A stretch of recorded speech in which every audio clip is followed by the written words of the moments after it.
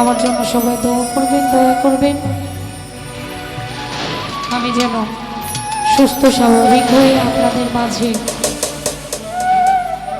আপনাদের চিন্তাধারা যে ভুল এটা ভেঙে দিতে পারি ইনশাআল্লাহ।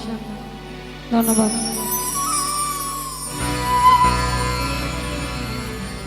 ও তুমি দিয়েছো এক কষ্টের নদী,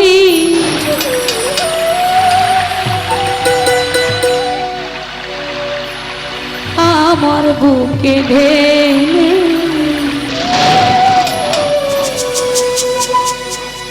নতুন মানুষ পেয়ে বন্ধু আমায় গেছো।